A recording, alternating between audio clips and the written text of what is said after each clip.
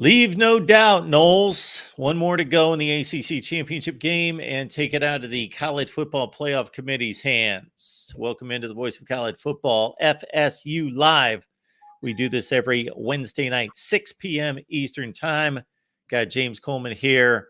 Den Media Group. We'll give you some details a little bit later, but you want to lock in on what James got going on here at Den Media Group and other platforms. James, how you doing tonight? I'm doing good, man. I'm 12-0. Back to properly ranked for the fourth team in the nation. Nothing to complain about. I know that we control our own destiny. It's very simple. Winning, you're in. And that's all the trolls, all the back and forth. It feels good to be right and not have been right just from a homer perspective. Again, I think I've told you this since way back in like March or April. It's not a lot of brain. It's just our schedule set up for us to be the way we are with the talent that we have. And, we still were able to we caught some good breaks and we're able to beat a rival. So that was good. I guess I'll start the conversation by setting myself up for a lot of hate, but it's a good conversation to have. So based on what I saw last Saturday night against Florida, and based on what I believe about this football team with a backup starting quarterback, I don't believe Florida State's one of the top 4 teams in the nation.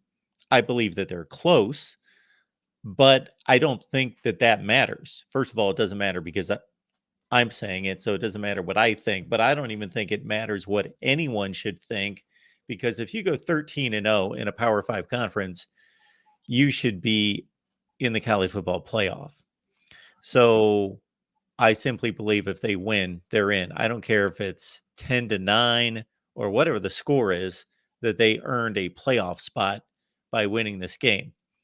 With Jordan Travis in the lineup, I would have a difficult time separating Florida State, Texas, Oregon, a lot of teams in terms of who's better. It's going to be an interesting – there's only one way that I think it becomes pretty clear-cut. Florida State wins, Michigan wins, Georgia wins, Washington wins, the 4 undefeated teams win. And it's, the playoff committee's got an early night. They kind of do this and we'll be on ESPN tomorrow at noon. But anything other than that, and they've got some decisions to make. Yeah, I think, I saw somebody put that they don't deserve or somebody deserves to be in. And no, that's the problem with this world now is everybody feels deserve is an entitlement word. You either earned it or you didn't earn it. Yeah. And if I told you, forget who the players are. If I told you Florida State was 13-0 and ACC champions, you're saying that, okay, that makes sense. Now, does Alabama deserve? I don't know. They shouldn't have lost to Texas. Does Texas deserve? I don't know. Shouldn't have lost to a 2-loss Oklahoma team. It's a lot of blemishes that people have. And I think the problem is that it's inconsistencies in the reasons why the talking heads are saying. And this is why people believe ESPN has a thing against Florida State. And they may not. But I'm saying it's hard to argue against it when you hear people using one rationale, but then they don't use that same rationale for everybody else. And that's just not, if it's consistent across the board, then I would get it. But it's not. The problem is it's the lack of consistency. But I don't know.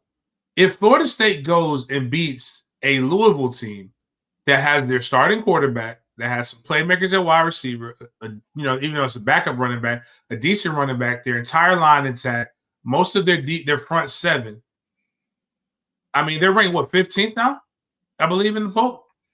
Sounds about right. A backup goes into a neutral environment. So basically, let's talk about the backup. His 2 starts haven't been at home, basically on the road, and he's won. And I think you have to give him that because we don't know what he'll be in 4 weeks. That's what I was trying to tell FSU fans. Let's not panic yet. Win the 2 games. See how we win the 2 games. You have 4 weeks to prepare for somebody. That's half of a football season. Like Ohio State's quarterback wasn't a starter before the season started, but 6 weeks in, he's winning games, and you believe he's good enough to be able to get you at that time to be a college football playoff contender. I think a lot of it is nobody really expected Florida State to be able to go undefeated because the talk was starting to happen when Jordan Travis was there. They just figured Jordan Travis got hurt. Oh, now there's no way they're going to go into a swamp and beat. But nobody predicted that Graham Mertz would be knocked out either.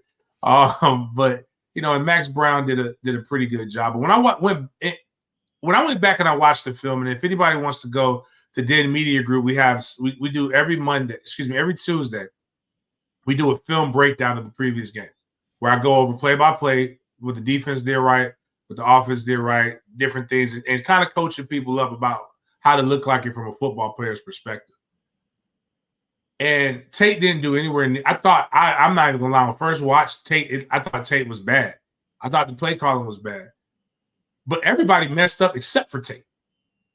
Like the first 5 of the first 7 plays, there was a skill player that was out of position, or they didn't do what they were supposed to do. 2 of the most glaring ones was a 12-yard loss by Trey Benson, where he clearly missed a hole and tried to bounce it outside when he didn't have to. They blitzed a lot at Florida. Had he just hit the hole, there was nobody on the second level. Big play.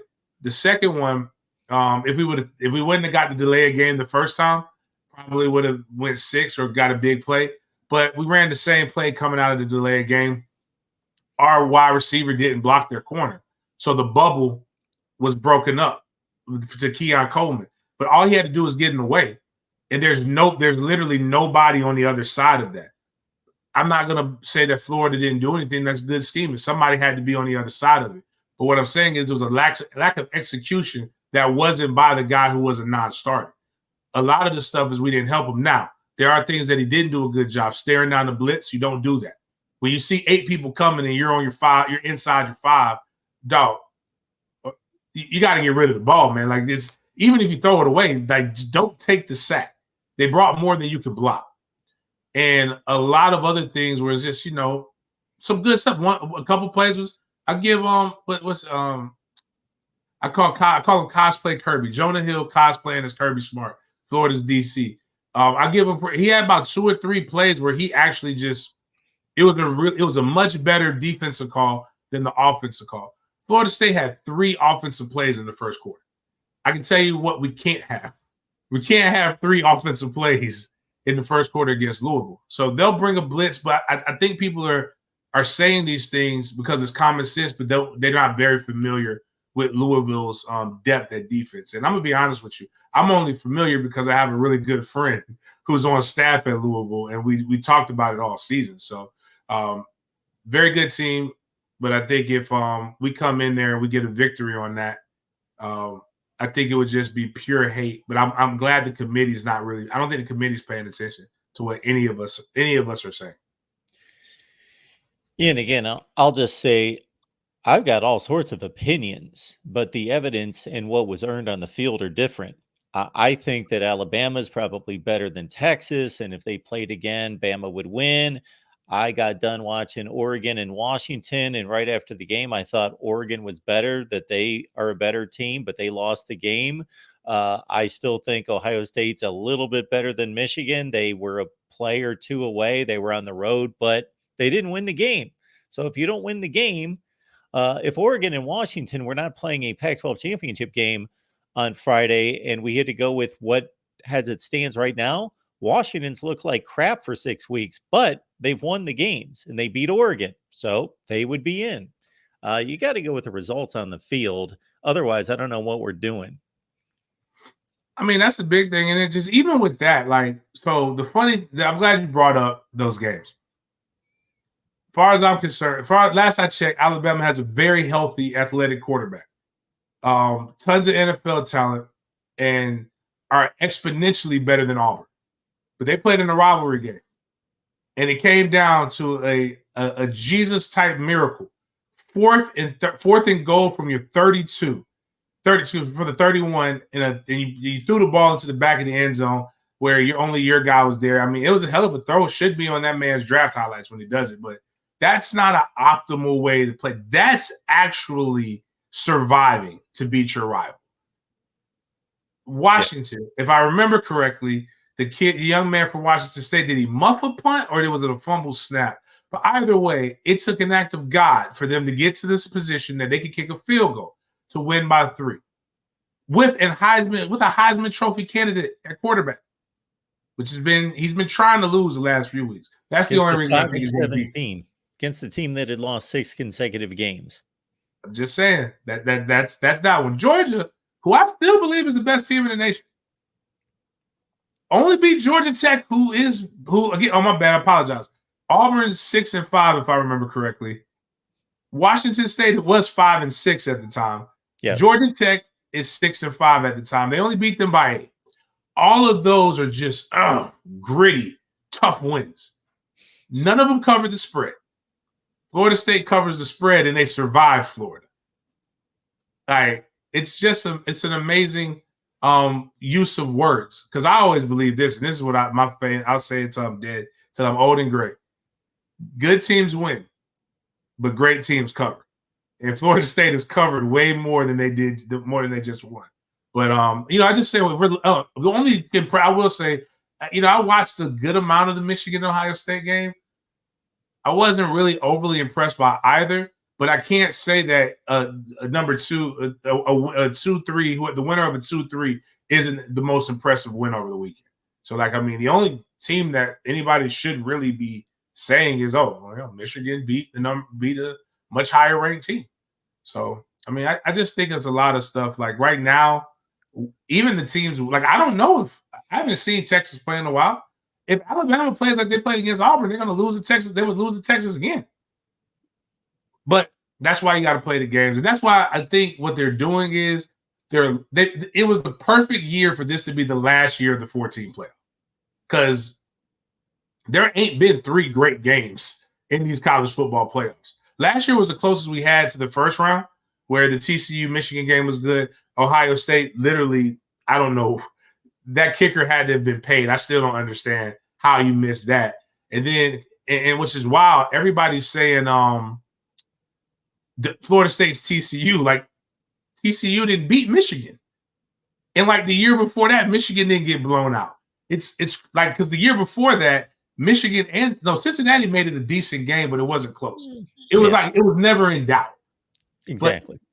But this year right now is looking to have a first round that's going to be exciting, and who knows what happens in the second round. But we have a lot of stuff a lot of arguments for the Texas, the Alabamas, the Oregons, the teams like that. So it makes the 12-team playoff look like, this is why we need to do this.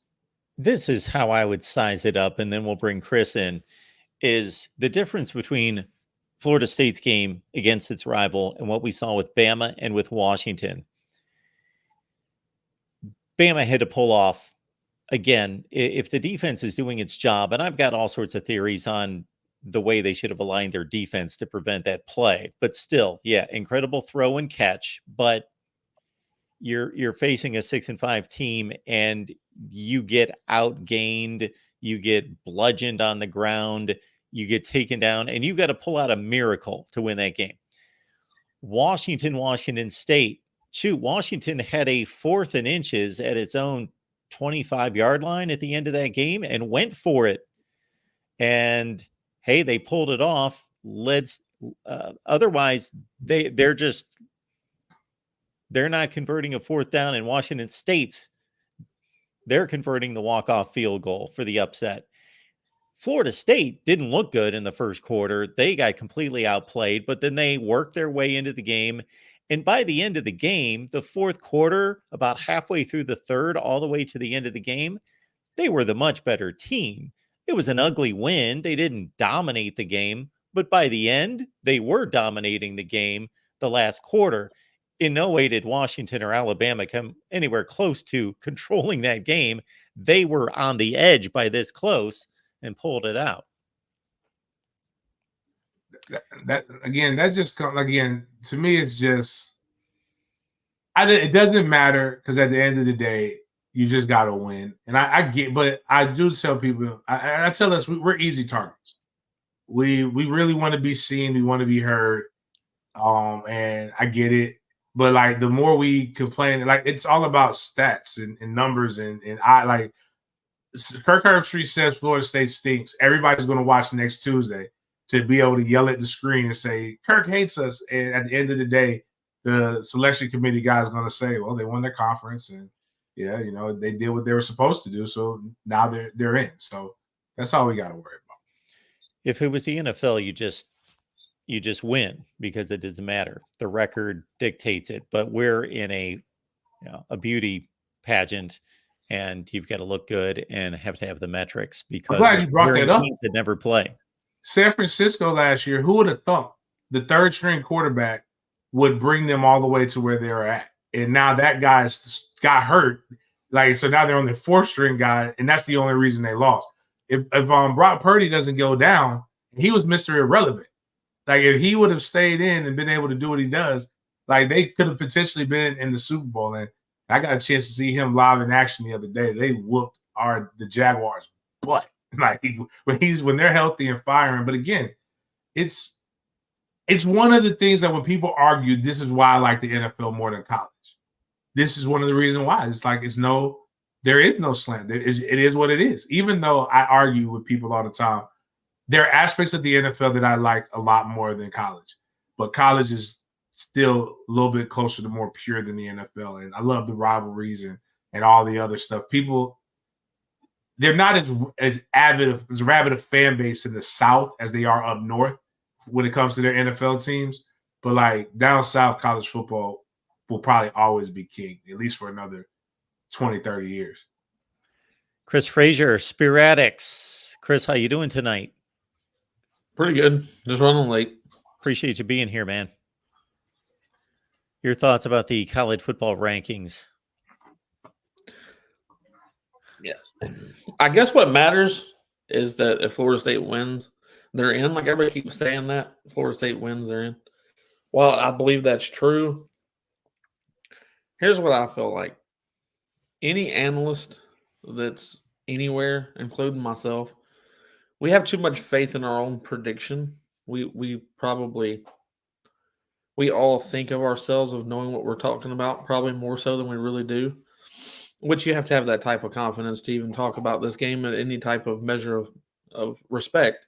But Kirk Herbstreit, Paul Feinbaum, like all of them, they're just doing their job at the end of the day. And controversy creates views. Views create money. Money creates everybody keeps their job next year. But the truth of it all, like I don't really care who. Like Kirk Herbstreit says, he doesn't care what four teams are most deserving. He wants the four best teams in, and that's the way it should be.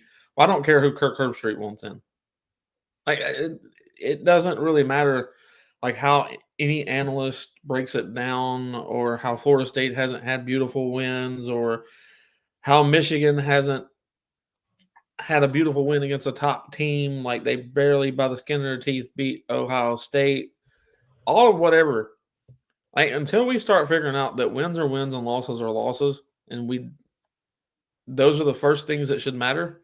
And then everything else behind that's how you start to measure whether teams deserve this or deserve that.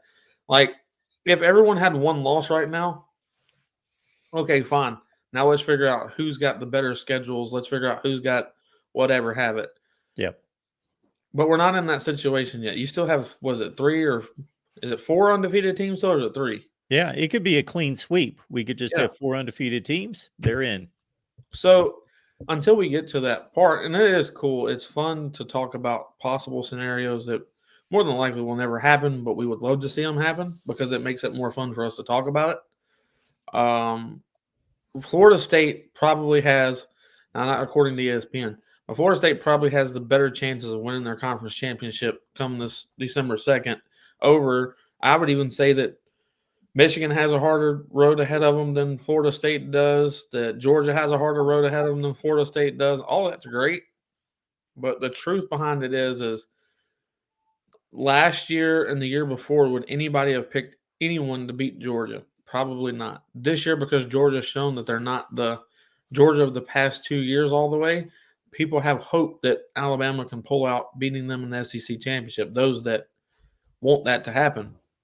The situation that kills me with Like Alabama wants to beat Georgia. I want them to beat Georgia. Go ahead. I don't care who beats who. But you're not going to just jump Texas, Oregon, Ohio State because you beat Georgia. That's not how this works, unfortunately. Now, if anybody would get that treatment, it would be Alabama. But I don't think they would be deserving of it over Texas if Texas wins out, because Texas beat Alabama head-to-head at home. But it seems like the teams that are easy to keep out are the teams that haven't been in the mix for a while. Texas hasn't been in the mix for a while, so it's easy to say that they don't deserve to go in because they haven't been dominant year in and year out. Florida State should be the team that doesn't go in, whether they're undefeated or not, because they haven't been relevant in however long. But the Michigan, the Georgia, the Alabama, they all deserve the respect of going in based off of what they've done in the past 5 years and currently. That's how I think people are looking at it. The brand of football has been ran by, I don't know, you'd say 2 or 3 teams for the past 10 years. More so for the past 2 years, it's been Georgia, possibly now a third. So they deserve to be in, even if they lose to Alabama, is what some are saying. And I'm not going to sit there and go back and forth whether that's right or wrong, because I think all of this stuff works itself out. And we as analysts want to have more say-so than, well, more than we deserve. Like, I don't care who you are. If you work for ESPN, if you work for Fox, none of that matters. The committee is the committee, and that's the reason why they're the ones picking who goes in. Because if it was up to us, it'd be chaos, because we would love to talk about the chaos that we would create for ourselves to talk about. That's why they don't care about what everyone else's viewership is on who should be in. Kirk Herbstreit says that they're basing this off of viewers, and that shouldn't even be something they look at. I don't agree. Like, I think Kirk's wrong about this, because who gets more viewership than Georgia, Alabama, Michigan, and Ohio State? Florida State's in the mix, but they're not, predominantly over the last 5 years, do they get more viewership than Alabama? So I don't think that that's what they're basing this off of. I hope that there's no chaos. Now, I wanted there to be chaos. Now I want there to be none, so everybody just shuts up about it. Now I just want it to be over with, and whoever the 4 teams are, the 4 teams. But I do think it's hilarious to sit here and say, if Georgia beats Alabama, then Georgia's won the national championship. People are saying that that's the real national championship game. I disagree. I think that those 2 teams prepare for each other year in and year out, and the possibilities of playing one another. I don't believe that Georgia prepares for Florida State or Michigan or Ohio State every year. I don't believe that. Now, up to that game, they will. But I don't think they're worried about Florida State, Ohio State, and Michigan throughout their regular season games and how they don't play them. I mean, I'm not going to play them in the conference championship. So, no, I don't think their focus is on us. So, based off of what Ohio State did last year in the playoffs against Georgia, let me know that there are teams out there in different schematics and different schemes of playing a game that you can give, even if the team's more talented or the team's this juggernaut, you can give them an absolute scare to the point that if someone don't miss a field goal, it's a completely different national championship game at that point. So to me, that's why you need representatives from different conferences to come in and being part of the college football playoff, because there's different styles of football being played. Where this team can cover SEC teams better, might have an issue with the Big Ten offenses, or the Big Ten's offenses or defenses cover this SEC offense a lot better than SEC does, because they try to man each other out, whereas the Big Ten, they scheme you out of your plays. So to me, to see all these different scenarios like West Coast and all the different playbooks that have taken place over the years, that's why this becomes more fun. So who is truly the best? Well, in this conference, it's this team. In this conference, it's this team. In this conference, it's this team. But this is why we need more than 4 teams in the playoffs, because now we've got 5 Power 5 conferences, potentially 2 in each conference that are worthy of being able to play in a playoff system. So would it be great for there to be chaos for college football? Probably not, because then everybody's going to say how they got it wrong or who got left out, and it was completely, this could be another Auburn 2004 situation. Wasn't it 4 when Auburn went undefeated and didn't get in? Yeah. So I don't like those scenarios, because I don't think it's fair not knowing. Like, if we don't know what this team would have done against this team. It's not fair to say we can project what this team would have done against this team. So to me,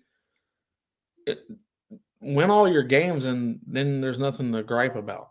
If you don't win all of your games, you're susceptible to opinions. You're susceptible to people picking someone else.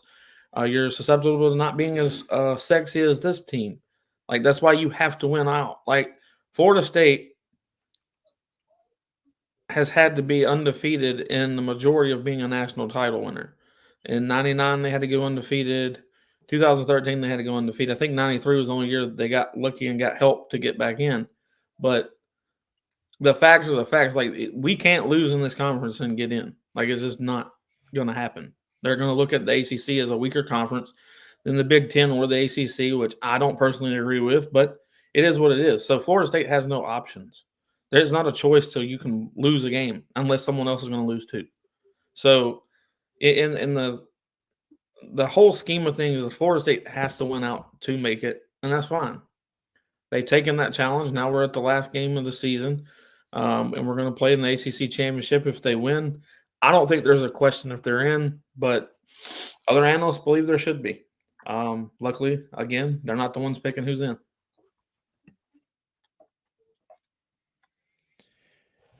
I think the one scenario that I can think of that might make it a little shaky for Florida State, and again, this isn't what I think should happen, but could cause an argument in that room, would be if Bama beats Georgia and then the other undefeated teams win, that there could be an argument made in that room: Michigan, Washington, Bama, Georgia, Florida State out. Let's say Florida State wins 17-14, like James said a minute ago. That would completely negate the validity of it. And I'm gonna say this is the reason why I would say that. Is because if that's your case, then you should not have Alabama rated that low. There's no world where you go from 8 to 1, like, or 7 to 1. Like, you don't, like, we've never seen that before in any aspect. Like, you're literally picking like that you're literally saying that the SEC has 2, and you should just say that. And so everything that people have said, you have literally just made true, because you would have bypassed a Big 12 champion. You would have passed by 12. Then it's no longer, it's not called P5. It's P2 and whoever else we decide, which is fine. But don't lie about it. Because now you have to come and say, you know what? All right, you got me. Because Alabama, literally, you're going to skip a head-to-head, which if the head-to-heads don't matter, then we shouldn't play head-to-heads. Like, we shouldn't play them. You literally lost on your home and on your – it's actually, you know what? It's when people started really questioning it, and when the playoff system started to come into question, was when Alabama lost to LSU at home 9-3. And Alabama won out the rest of the games and still made the BCS. LSU should not have had to play Alabama twice. If it's going to be the top 2, again, that's an entitlement thing. And that's, again, which is fine. Just don't – you have to come out and say, like, you're going to have to do a lot of spinning, and everybody's going to smell right through that. Because there's a lot of spots for them to jump in a game. Like, because Georgia's no longer the best. Now, I get it. I get why. The argument would be, like, the defending 2-time national champ has only lost 1 game in 3 years. They should get an opportunity.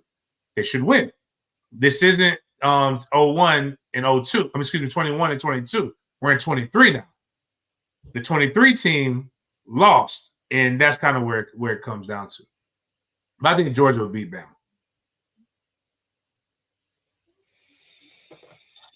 Appreciate y'all being here at the Voice of College Football, Florida State Live, 6 p.m. Eastern Time every Wednesday. Got Chris Frazier from Spear Addicts.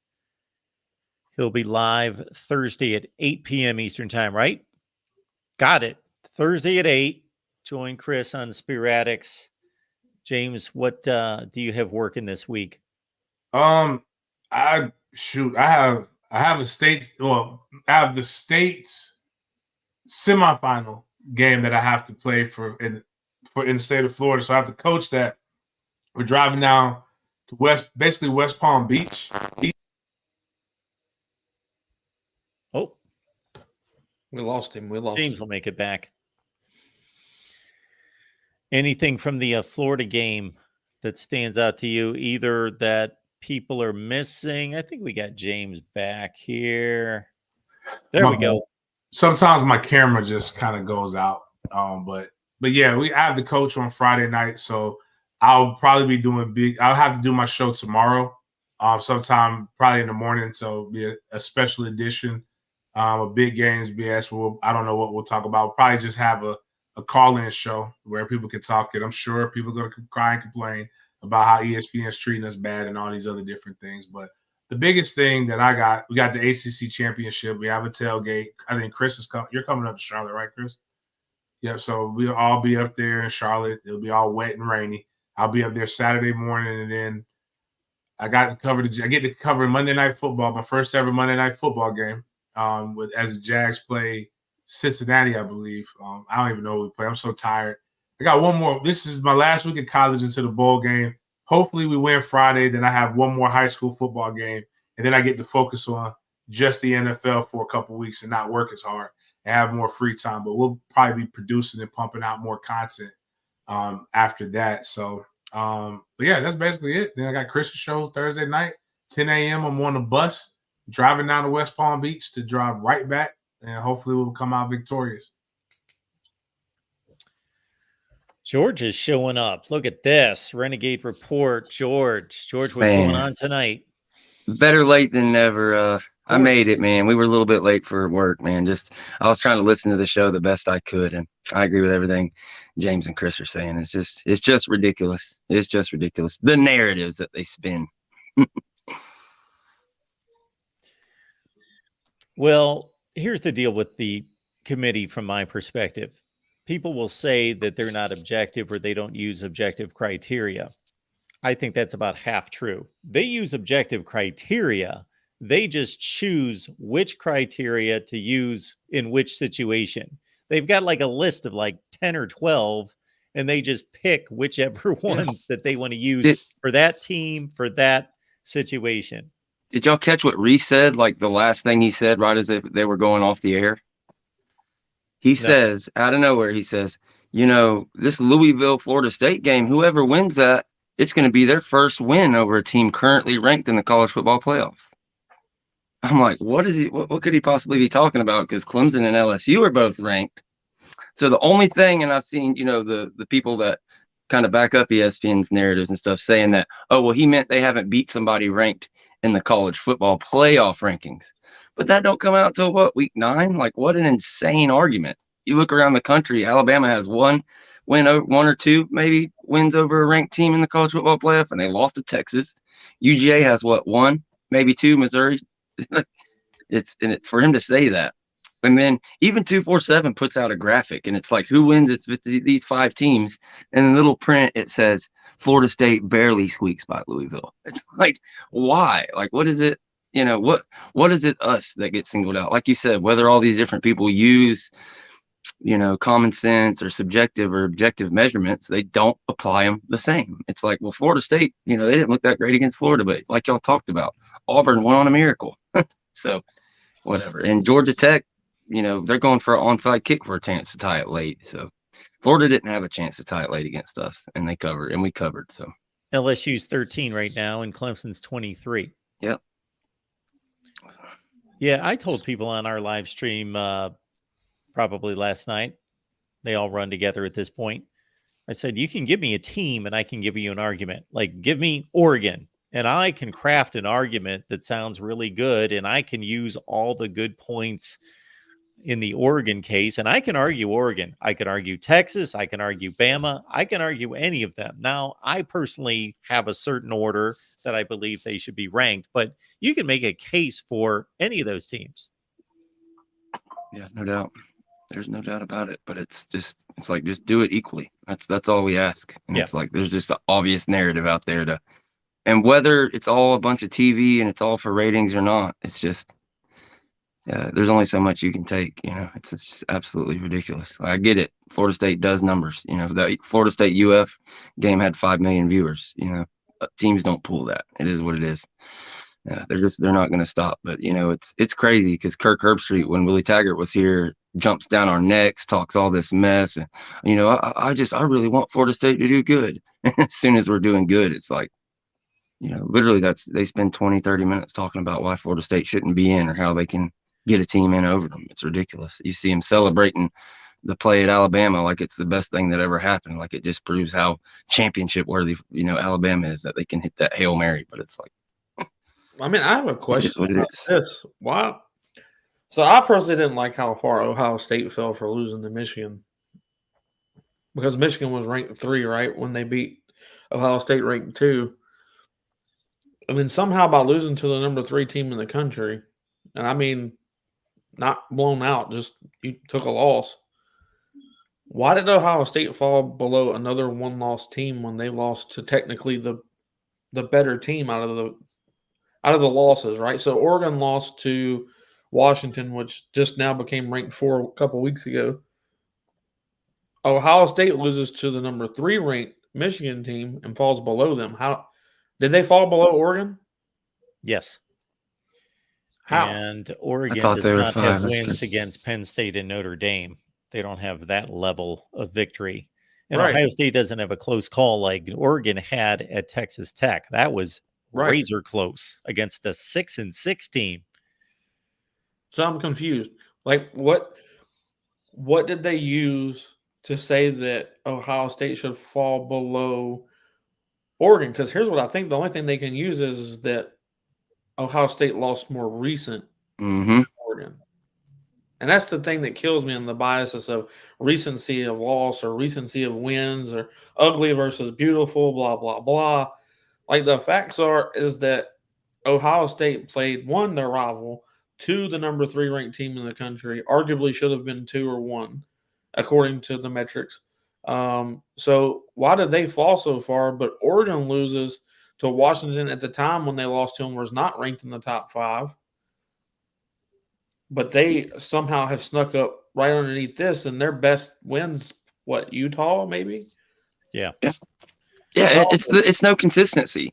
It's because it's like the comment I said about Reese saying, "Oh, well, Florida State and Louisville haven't played a ranked team since the thing came out in the 9th week." Well, what about September? Nobody but Alabama, Texas, Florida State, and LSU played anybody the whole first month of the year. It's like, but it's okay. That's totally fine. It's like Chris said. Does it just because it's later in the year that you lost? Like, if Ohio State, we saw them lose to Virginia Tech, first game of the year, and they're ranked top 4 by the end of the year. It's a whole mess. It makes you, kind of miss the BCS, which is saying something. Mark, you've watched a lot more ball across the board, or at least you have the shows, so people are talking. You're not just watching it; you're around a lot more different brands of ball. So I've watched some of these games, but most of them, I don't watch all of them with the intention to break them down. Sometimes I just like to watch football and just enjoy a good game. But from what I look at Ohio State, and I know a lot of people are putting a lot of accolades on JJ at Michigan, but I also can't forget the fact that he threw 3 interceptions against Bowling Green. To me, from his career, and again, he's done well enough to be undefeated this year. But there's nothing like, oh my God, it's nothing over the top stellar generational quarterback. Not saying he's not a good college quarterback. I'm saying he's not a generational quarterback. Ohio State's, I watched the Penn State game a little bit more. It was making my eyes hurt a little bit of the quarterback play. So you have that. Now we have a guy who's going to be considered at least a top quarterback prospect in Michael Penix, but we've seen him not throw a touchdown in a game in which they won without scoring an offensive point. We've also seen them struggle in the last couple of weeks. Now, I think Carson Beck is playing well. Now, I'm also going to be biased. Carson attended the high school. I know Carson, so I'm going to say Carson's good. Outside of that, if everybody is holding Florida State to having a backup, and we admit that Florida State is not as good as they were without Jordan Travis, but they still have the defense. That's one of the best defenses. And Ohio State, Michigan, all these other people have good defenses. Their special teams are still pretty good. And they still have 2 of the best, like I think Booger McFarland said that, 2 of the best wide receivers in the nation, really good running back, and a tight end that's going to probably be drafted mid-round. pretty good. And Jaheim Bell. Why are we forgiving terrible quarterback play? Well, not terrible. That's an overstatement. Average quarterback play to slightly above average quarterback play when it seems like the other three teams outside of Georgia all are going to have average quarterback play. I guess that'd be the question, because if you're going to penalize one team for not having their quarterback and the other quarterbacks aren't really playing stellar, what does that even mean? No doubt. I'll take our defense over anybody's, except maybe Michigan's. I think they're the only one with an argument in Georgia. But like you said, we're not talking about Georgia. I think everybody can agree on Georgia. You said what? Yeah, this might be my bias bleeding through. After Ohio State, Penn State, and Michigan, boy, I have a hard time finding a better defense than one of those three. And I guess it's Georgia's. Those are I think, are the four best defenses in the country. It's hard, but you look at Duke and stuff in the common matchups. Big Ten offenses. I know Wisconsin's a running offense. I guess I want to know which are the more explosive ones. I know Penn State at one point was one of the, just like Florida State was doing the 30-point thing, scoring. But I know LSU is an explosive offense. We can all admit that. I'm just trying to figure out which explosive offense has either one of those teams stopped. Well, I was also thinking about, you were running through NFL talent, and that Penn State defense is wow. They just don't have NFL talent on all three levels. They have first and second round talent on all three levels. And Ohio State does. After their quarterback play, I don't know who's not playing in the NFL every unit, both sides of the ball for Ohio State, multiple guys, offensive line. The tight end is going to be a top 3-round pick. We know what they've got at wide receiver. They're just going to have layers of NFL players. So you were kind of taking it in that direction. Yeah, Kyle McCord has played, I don't want to say average, because if you're talking average, then he's the 65th best quarterback in the country, and he's not. He's a top 25 quarterback. Jordan Travis is a top 5 quarterback. Kyle McCord's a top 25 quarterback. There's a difference there. Absolutely. Tate Rodemaker, I don't know. We've got to see him once against a decent team. Yeah, but how much time have we seen Tate versus those other two? Oh, absolutely. We've only seen it once. I guess my point is East Carolina doesn't move the needle. UNLV doesn't move the needle. Rutgers doesn't move the needle.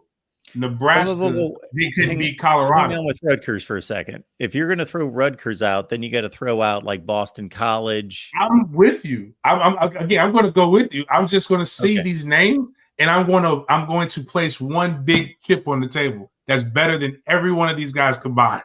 And you know what I'm going to use. Keep in mind, Rutgers beat Virginia Tech by 3 scores. Okay. So I'm not everybody off the table that we have. We'll say everybody is mid. None of them are LSU. And LSU has only been stopped offensively by one defense. And they've got 3 NFL wide receivers, an NFL quarterback, an NFL running back, and probably an NFL offensive line. And as you said, Florida State does not have first-round talent on every one of those levels. They just got a bunch of NFL. They got a bunch of guys that probably will go to the NFL. And when we're saying this, is not to belittle at all what Michigan and Ohio State and Penn State have done. All tremendously good. I just don't know enough. When I look at Big Ten ball, I look at Iowa. I think you posted it, Mark. What did Iowa had to score 40 points in 2 games to average 20? Or some crazy stat like that. Yeah, Big Ten. Yeah, I couldn't see them winning like that in any other league. I'm loaded with Iowa stats. Yes. But Big Ten football is really strong run play. Quarterback don't turn the ball over. Good hard-nosed tackling. But we're not gone are the Urban Meyer days where we're going to spread you out and we're going to go up and down the field. Now, if you're talking about outside of what Ryan Day does attempt to do, and that's got him. He was doing that up until this year. He's been much more conservative because their defense has elevated, and their running game and their quarterback He doesn't have Went down. CJ Stroud anymore or Justin Fields. Look at their last 3 quarterbacks were drafted in the first round. CJ Stroud is so good. Yeah, I people didn't realize it.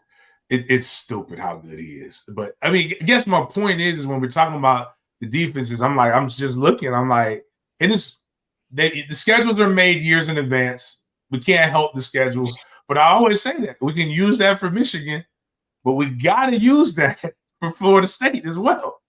And you're right, Virginia Tech, Boston College. I ain't got nothing for that. But I do know that there's some teams on here that had guys that people predicted that we would probably lose to. Clemson has NFL talent. They didn't play like it by any means this year, but they have NFL talent. They're going to have probably a guy graded in the top 40 on the D line picks. They're going to have the Jeremiah Trotter Jr. is an amazing linebacker. Definitely going to hear his name called early. And it's Nick, the cornerback that I can't think of his name right now. Who had the Brew Business? Nate Wiggins. Nate Wiggins. Yes, but yeah, he's a first rounder. So it's situations in which the talent is there. I think, and I'm only bringing this up because I think people get into this thing like the quality of ball just ain't that in the ACC, and it is in some instances, but not who we played. And who we played is we played some pretty darn good people. Now, and I just think that the quarterback play is going to matter, but I don't think like you said, Mark, I don't think JJ or Ohio State's quarterback are, I say mid, and you're right, 65. What I mean more so is they're not top 10 quarterbacks, but they are top 25. Even if somebody wanted to argue, JJ might be. JJ might be top 10. Yeah, he's really talented. I don't know. The only game I see with him, I haven't really watched him. I don't know how you throw 3 picks to Bowling. I don't know how you do either. I didn't see that. I want to see, and I don't think Mark. I'm not saying this in the way that I think Mark downplays FSU by no means, but I bet once Florida State's in the Big Ten, we get a different attitude. Mark's gonna like us more. Watch, Mark will like us more. When we're in the Big Ten and we beat Big Ten opponents, Mark will be like, "Hey, the Big Ten made FSU better." I do my very best. I do my best. Mark, I can't accomplish it, but I do my best to get rid of my bias. I just want to say this. Now, shout out to Maryland's defensive coordinator. The wide receiver coach at Maryland, that's his brother. But Maryland, dog, 12 for 23, 1 interception. All I'm saying is just if we're going to use things, we got to use them. There is nothing. Yeah. Again, it's not. I think JJ is going to be okay. Somebody's going to end up drafting this guy hard because he's going to be on one of those things, and he's going to go to the combine. And one thing I learned about the NFL: all NFL coaches think all college coaches are stupid. When I was sitting, if I wasn't sitting there and I didn't hear them berate college coaches about how did you misuse this person, I wouldn't believe it. But when I sit back and we go through all, that's my only issue is like, if we're going to be critical of one, not you, Mark, but just if we're going to be critical of one, we're going to look at this resume. We have to look at everybody else's resume. If Maryland ain't won nothing since Ralph Friesen, that was long. I was playing then. That's 20 years ago, man. My son looks at this. It looks like how I used to look at NFL films videos when they were in Technicolor. That's what the caliber of stuff looks like. Good ball, very physical, dominant, run dominant, gonna be great. But I just don't.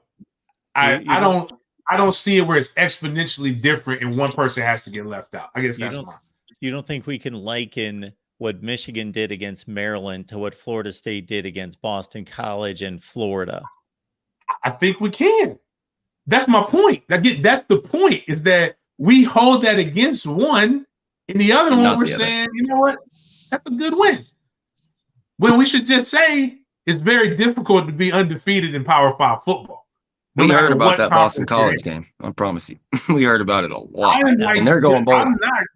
I can't explain. It's the one blemish on a very good defensive coordinator's thing. Have no idea how you almost blow a 21-point lead. I got it. Like the guy was, and that's the only game he's had like that. It's scary. The one thing I'll say, and I'm going to really sound like a homer when I say that, but the conversation leads right into it because we're talking about bad performances. Ohio State doesn't have one of those this year. They haven't struggled against Michigan State or Rutgers or whoever. They've blown out everyone. They just lost to the only good team they played. Except Notre Dame. Except Penn State, Notre Dame, Penn State, Michigan. They beat Notre Dame 17-14, and Notre Dame lost to Louisville. So if we beat Louisville, well, we're going through the transitive property here. No.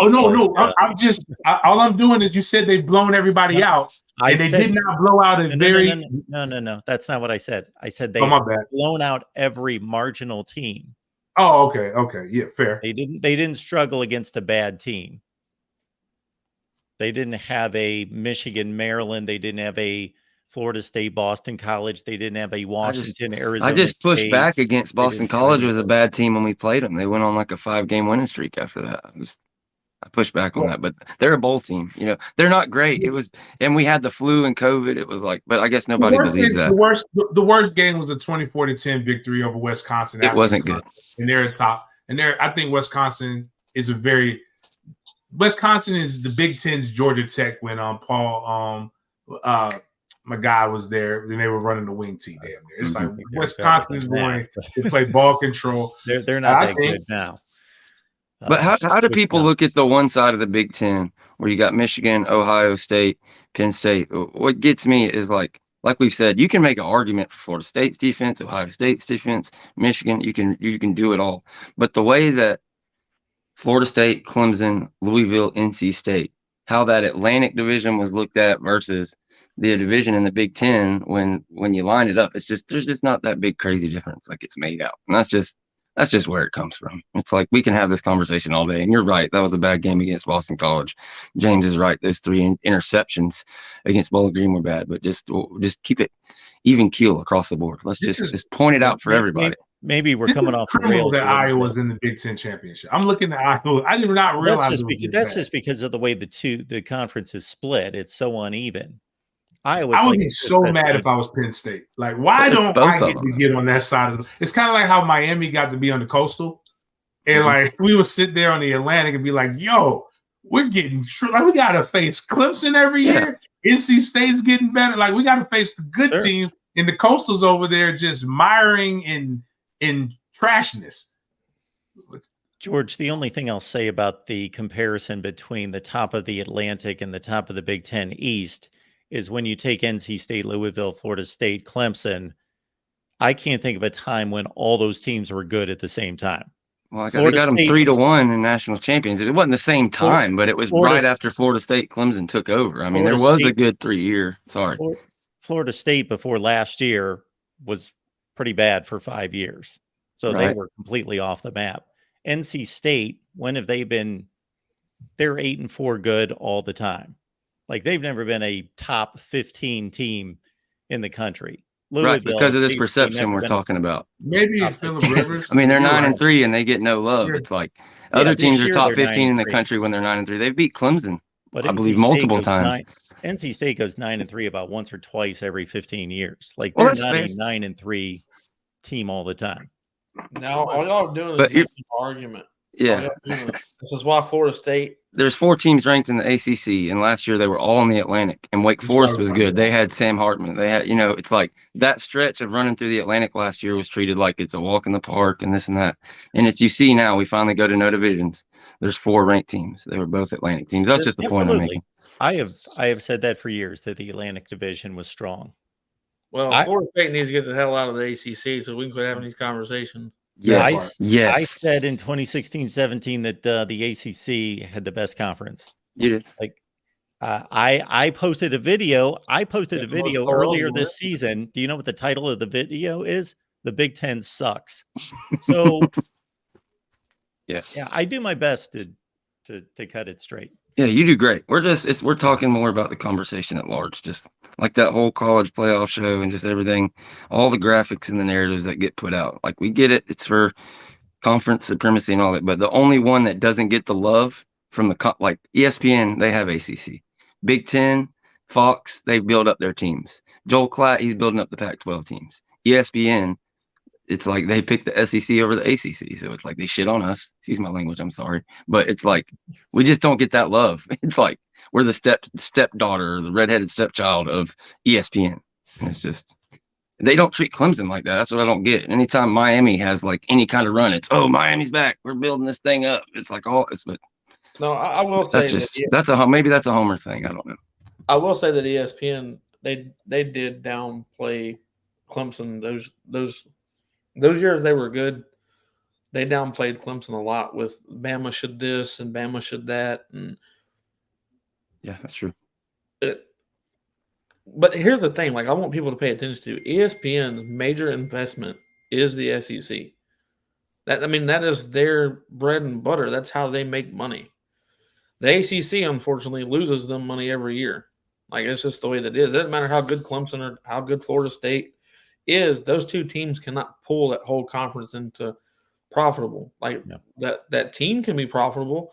That viewership of that game can be profitable. But when the My Pillow 2.0 commercials are what is on your state, you're not making money. It's just a fact. So the ACC is a basketball conference. That's what it is.